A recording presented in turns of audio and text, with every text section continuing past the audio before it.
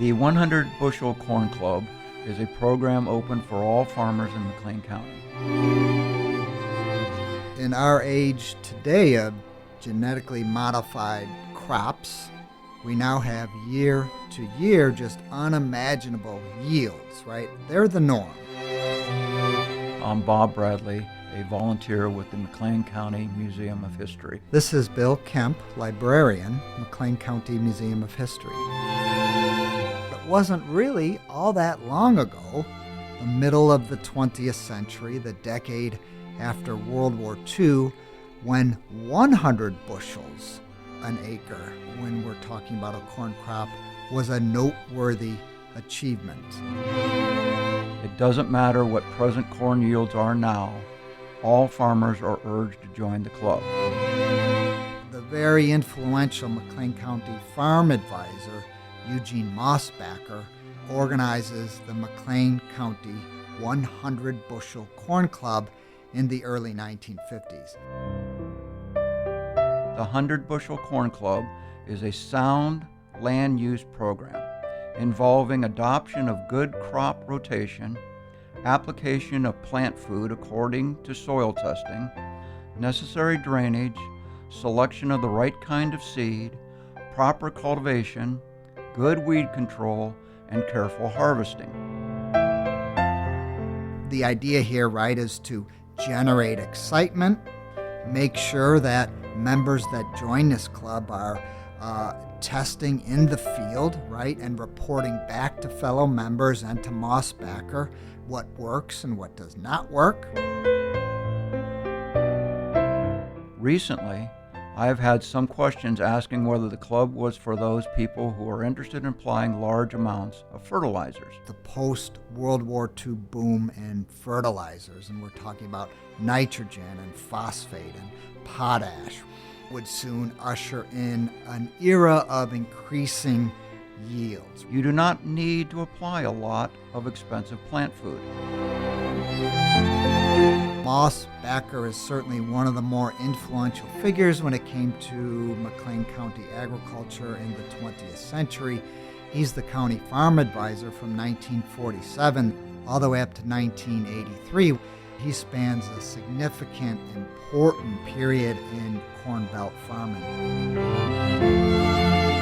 Farming today is a big business, and every business must have a plan.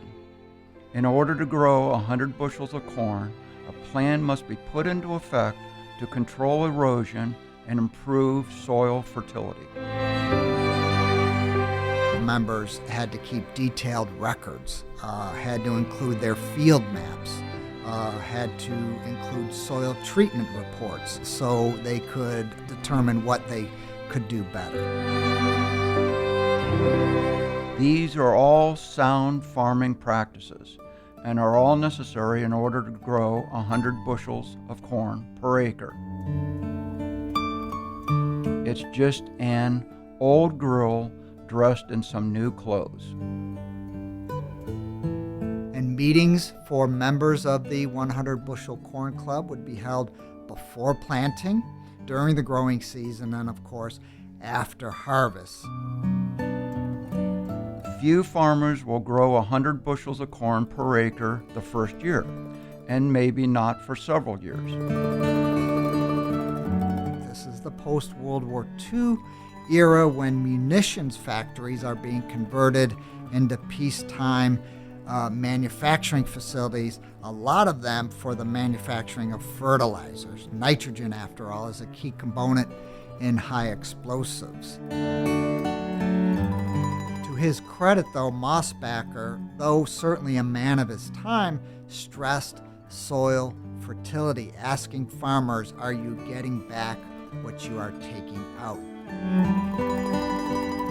Certainly, it is a goal which every farmer in McLean County should try to achieve in view of rising production costs. And this, of course, is all part of the industrialization and the mechanization of the great Midwestern Corn Belt. The corn picker becomes ubiquitous in the period immediately after World War II, and then that's followed by combines. People tend to forget that. Generally speaking, a corn was picked by hand through the Great Depression.